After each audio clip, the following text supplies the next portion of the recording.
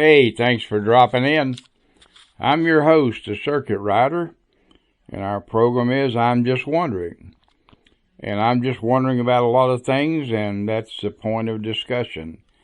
Things that are in our everyday news, night and day. Things that the information that washes over us constantly.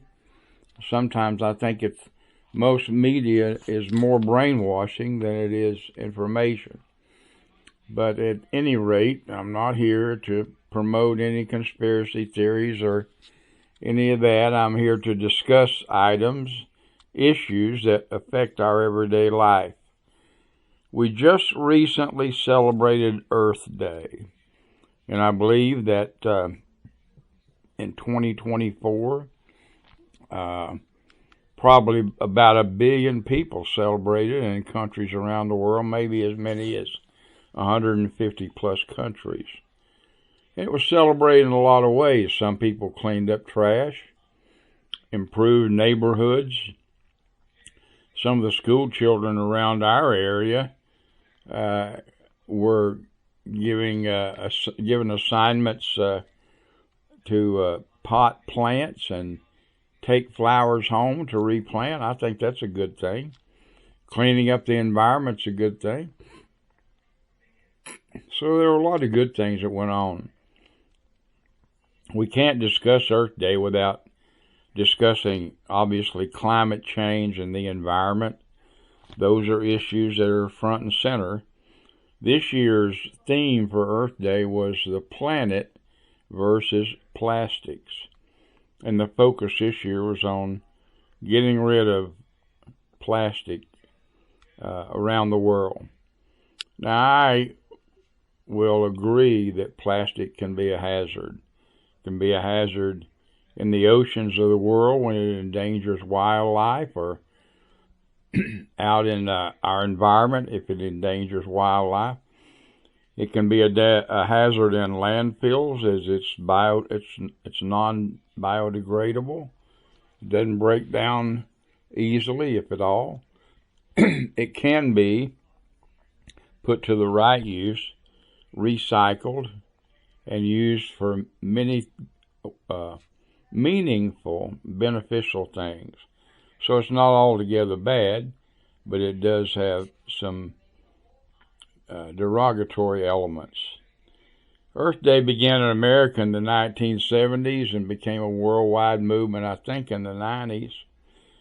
And as I said, it's celebrated by over 1 billion people in many different countries. It's always a day for politicians to get up on the soapbox and do something, have some kind of stand or some kind of speech. In our country, President Biden issued some solar grants, and politicians are not averse to spending taxpayers' monies, that's for sure. At one point, solar energy was one of the most expensive energies to produce. I think it's come down in cost considerably from what it used to be. But at one point, it was very expensive on a kilowatt-hour basis. We've had discussions on climate change for many years now. In 2015, there was a Paris Accord where the nations, most of the developing nations of the world, signed on to a document trying to drop the world's temperature, the atmospheric temperature, by 1.5 degrees Celsius. And from what I read, that was not based on any kind of scientific study. There were some assumptions and there were some scientific information available, but the underlying reason for this was one particular scenario. There were, at that time, I believe, 4 different scenarios. And I believe the most drastic and the most damaging scenario was chosen by the countries that signed on as a reason for pushing climate change. Well, so much of this stuff is political, it's hard to sort out fact from fiction sometimes, and I know that the politicians and the media have signed on to this thing big time, and so anybody who disputes any of their findings is usually considered a heretic, I guess you could say, or a misinformed person, or somebody who's trying to spread conspiracy theories. Well, that remains to be seen, and I'm not going to take up that issue in this program today. But it seems to me that many of the goals of climate change are just simply unsustainable. Now, I'm not saying we throw up our hands and quit trying. I'm not saying that we don't try to clean up the environment or do the best we can, but my opinion is that mankind can have very little impact on the, if you want to call it nature, if you want to call it the climate, or so forth. Can we do something that is sustainable and impactful? I'm not sure that that's achievable. If you want to, that's my opinion. Some of the contributors of the greenhouse gases that seem to be the most detrimental are methane, CO2, and a few other things. Carbon dioxide can be emitted through volcanic eruptions, of which in 2023 we had 77 volcanic eruptions around the world. Now, climate scientists tell us that they have a minimal, less than 1% impact on the total carbon dioxide that's being produced by humans, and that may be true, but they do have an impact. Methane gas, on the other hand, is one of the more detrimental gases that can be released into the atmosphere. And guess who the poor culprits are who are producing methane gas at levels that have to be reduced? It's the poor cow. Our cows are out there burping and distributing manure, both of which produce methane gas. And methane gas can also be produced by elements that break down in the process of decomposing, and there's quite a bit of methane gas, from what I understand, under the ocean and also under the Earth's crust. When you're talking about cows, how's this one? There's a study going on now, a serious study, about causing cows not to burp. Now, a cow has a way of chewing their cud and having to regurgitate and so forth. It causes them to burp. And the cow burps, according to these studies, are the culprits and a lot of the release of methane gas. So they're going to be working on the poor cow. What are they going to do? I'm sure they're messing with the DNA to see if they can somehow produce a methane-less cow. And they've also trying to medically induce it by different drugs that will be introduced to the cows. Some countries that's already underway. In America, that's a drug, so I don't know if it's been approved yet by the Drug Administration, but it's under their oversight. Well, we're going to have cows that don't burp? I don't know. Are we going to harm the cows in the process? I don't know that either. But I know that this is a possibility.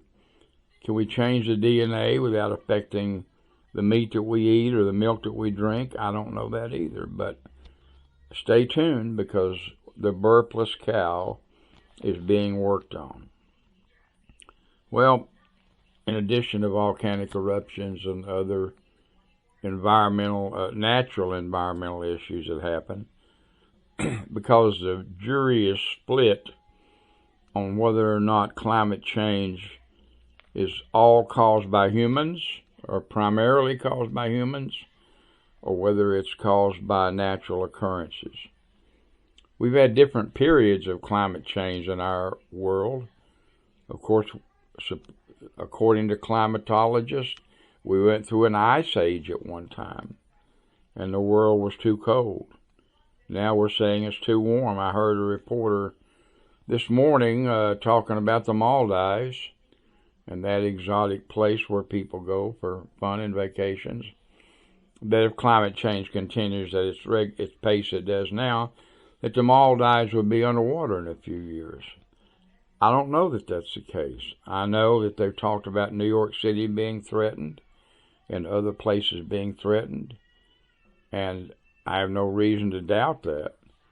But shouldn't we be looking at moving society back away from some of our coastal regions, both here in America and around the world? Does everybody have to build on the most environmentally sensitive areas in the world? Can't they restrict some of the domestic use?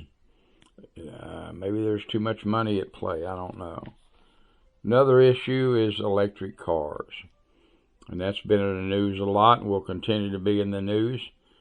I understand that the Environmental Protection Agency is putting constraints on the car manufacturers in America, or cars that come into America, that those environmental constraints are going to lead to 67% of the internal combustion engines being phased out within the next few years.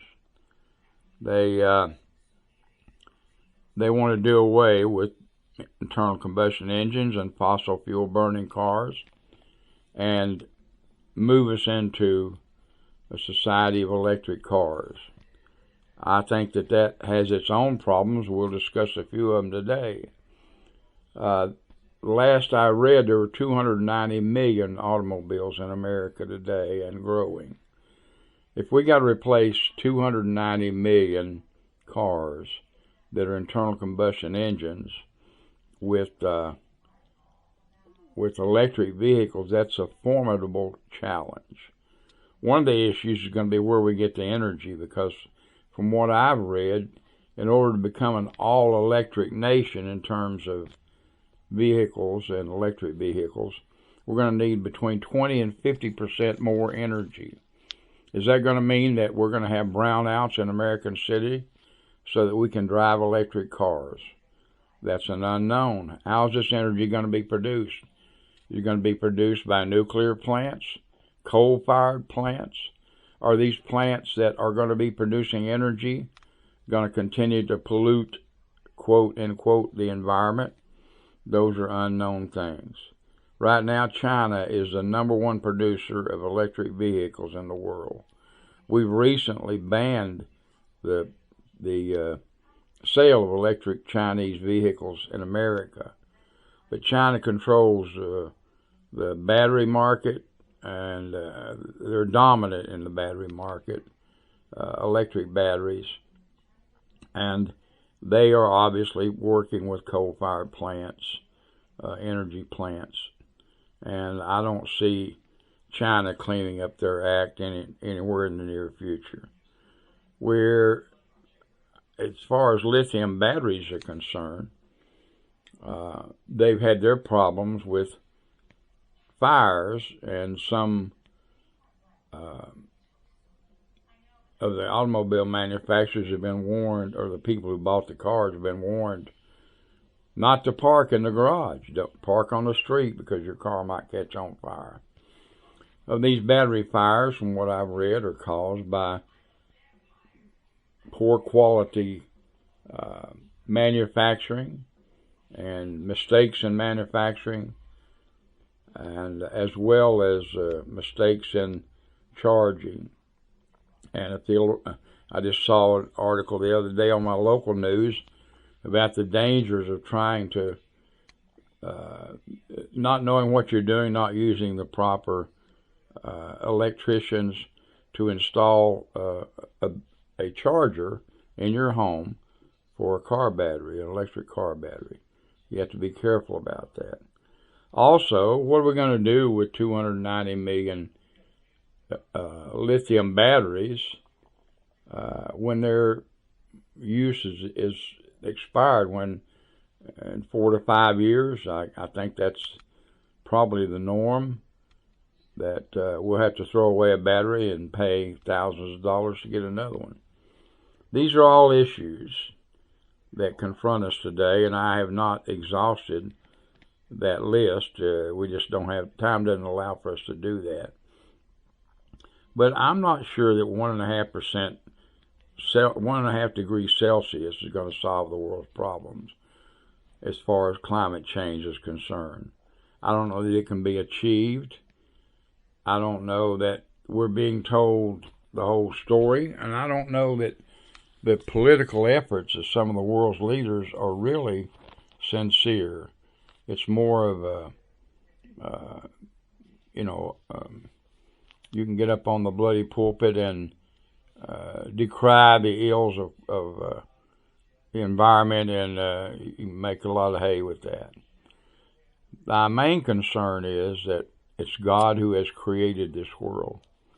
And God had a controversy with Job in the last few chapters of the book of Job, the oldest book of the Bible. God spoke to him directly, and his issue was, Job, where were you when I formed the worlds and created the oceans and sent the lightning across the sky and caused the rain to form upon the earth and the sun to warm it?